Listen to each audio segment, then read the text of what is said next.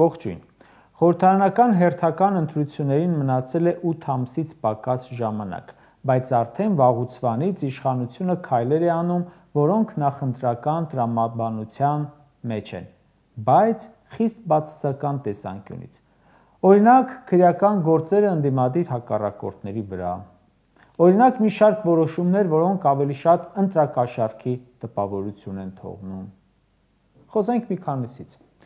Կառավարությունը մի քանի տարի է ինչ թոշակները չի բարձրացրել, խոստացել է արժանապատիվ ծերություն, բայց առանց նորմալ թոշակ տալու դա անհնար է։ Ու հիմա ընտրական տարում 2026-ի հունվարից մի կիսատ պռատ որոշում է կայացնում թոշակների հետ վճարի գումարը 12%-ից դարձնելով 20%։ Ասում են թոշակ առու, նպաստ առու։ Եթե անկանխիկ եղանակով ծախսեց, մի քիչ դրամ կարող է հետ գալ։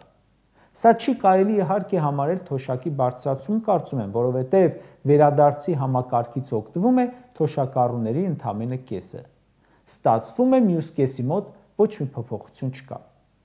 Մի շարք համայնքներում չկա անկանխիկ գնումների համակարգ։ Թոշակառուներ կան, որ չեն օգտվում այդ համակարգից, կան մարդիկ, որ պարզապես կուտակում են։ Բայց ահա նաև լուրեր են տարածվում, որ ընտրություններից ընդամենը 1 ամիս առաջ կարող են մի 3000 դրամով բարձրացնել թոշակը։ Կրկնում եմ, 2020 թվականին խոստացել են բարեկեցիկ ծերություն։ Այսենց հպարտ քաղաքացու անձնագրեր են բաժանել եւ ընտրական տարում ասում է, դե կարող է մի քիչ գումար հետ գա, բայց քարտով գնումների դեպքում։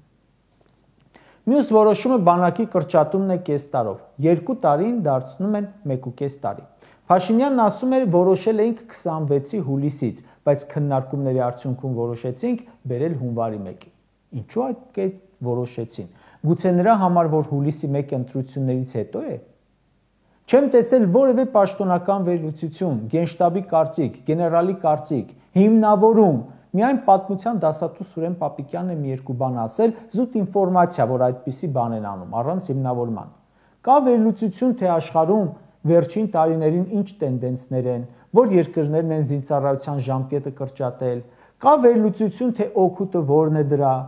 հաշվի առել են մարտական հերթապահության կանգնողների ծանրաբեռնվածությունը։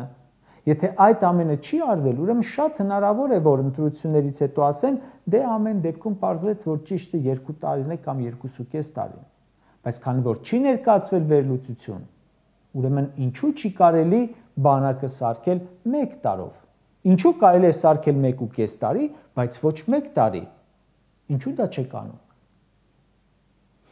Իսկ ինչու են դա անում 2026 թվականի հունվարից։ Արդյոք արդար է հենց այս պահին ծառայողների նկատմամբ։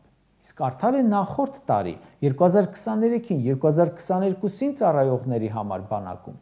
Ինչու այդ ժամանակ չեք արել։ Պապիկյանն ասում է, այս խոստումը տվել ենք 2021-ին, բա ինչու հենց 21-ին չարեցիք։ Պահել են նախընտրական, չէ՞։ Բանակի քանդումը սկսել է 2018 թվականից, 2020-ին պարտության են տարել, 21-ին Արցախից անել են զորքը, իսկ ինչու զինծառայության ժամկետը չեն կրճատել այդ ժամանակ, որովհետև մտածել են նախընտրական տրամաբանության մեջ, չէ՞։ Իսկ նույն տրամաբանության մեջ չէ մեկ այլ բանակից փողով ազատվելու օրինակիցը։ Այս տարի անհուսալի վարկ ունեցողներին արտոնություն տալու օրենք մտավ ուժի մեջ։ Անհուսալի վարկ ունեցող շուրջ 220,000 ֆիզիկական անձի հնարավորություն է տրվում մարել վարկը աշխատավարձից գոյացող եկամտահարկի վերադարձմամբ։ Ինչու է դա անում հիմա։ Ինչու է դա անում պետական բյուջեի միջոցներով։ Նիկոլ Փաշինյանը 2018 թվականին խոստացել է տուժ տուգանքների չեղարկում։ Ուր անհետացավ այդ խոստումը։ Այդ մարդը 2018 թվականից մինչև այսօր բազմաթիվ հնարավորություններ է ունեցել չեղարկելու, բայց բերել է ու անում է ընտրությունների շեմին, ու ոչ թե չեղարկում է, այլ պետբյուջեով լավություն է իբրանում։ Փաշինյանը հազարավոր խոստումներ է տվել, բարեկեցիկ կյանք խոստացել, հավատացել են, վարկեր են վերցրել, չեն կարողացել փակել,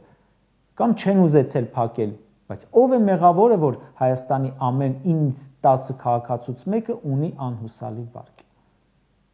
Փաշինյանը որոշել է ներել տաքսիստներին 1 միլիարդ 342 միլիոն դրամի պարտքը։ Պարտքը երբ է կուտակվել 15-ից 19 թվականներին, տուրքերի եւ դրանց վրա գումարված տուգանքների տեսքով։ 19 թվականից անցել է 6 տարի, իսկ ինչու որոշեց հիմա չեղարկել։ Կարող էր չէ դա անել 2020-ին։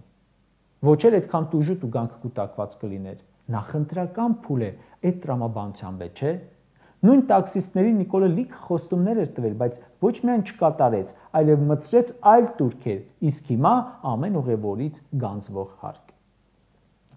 Բազմաթիվ քաղաքացիներ կան, որ զեղծարարության զոհ են դարձել, անձնական տվյալները պաշտպանված չեն եղել, նրանց անունով վարկեր են ձևակերպել։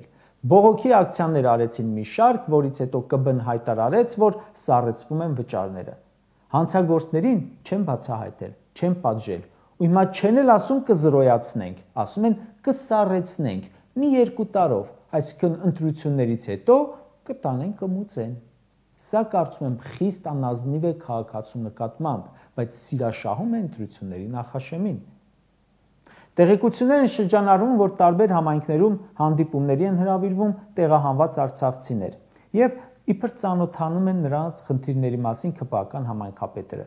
Իհարկե սուրախ կլինեն, որ արցախցիներին թեկուզ որպես նախընտրական քարոզարշավ ԿՊ-ն ապահովի բնակարաններով, աշխատանքով, հայրենազրկման թոշակ անգամ վճարի, բայց անազնիվ է, չէ, իրենց արածը։ ԿՊԱ-ական իշխանության մեծ ջանքերի շնորհիվ են այդ մարդիկ զրկվել հողից, հայրենիքից, տնից, ապրուստից, բերել եք, մատնել եք անտերության, ընտրությունների նախաշեմին մտքներով տանցել են։ Մի խնդալու լուր կարդացել։ ԿՊ-ում ստեղծել են աշխատանքային խմբեր կազմված օրենսդիր գործադիր մարմինների ԿՊԱ-ական ներկայացուցիչներից եւ իբր գույքագրում են քաղաքացիների խնդիրները։ Նիկոլ Փաշինյանը 2018 թվականին տարածքային կառավարման նախարարությանը կից ստեղծել էր խումբ, որը պետք է բոլոր խնդիրները գույքագրեր ու լուծեր։ Նիկոլը խոստանում էր լուծել բոլոր հարցերը, բայց այս ընթացքում այցելել է լիքը մարզեր ու ասել. մենք չենք կարող բոլոր խնդիրները լուծել, ու հիմա ընտրությունների նախաշեմին ասում են, դե կգույքագրենք, կլուծենք ձեր խնդիրները։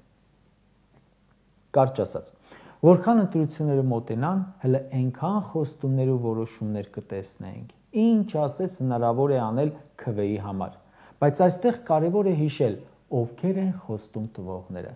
Հազարավոր խոստումներ են տվել 2018-ից ի վեր։ Եթե սրանց ասացները, խոստացածները կատարվեին, Արցախը արդեն կլիներ անկախ, միջազգայինորեն ճանաչված պետություն։ Հայաստան կգային $100 միլիարդ ներդրումներ, բոլոր գյուղական տները կվերածվեին պալատների, ամեն փողոցի վերջում մի հատ գործարան կլիներ։ Երևի հասկացել են, որ իրենց հավատացող էլ չկա եւ որոշել են այլ բան անել, ոչ թե խոստում կատարել ընտրություններից հետո,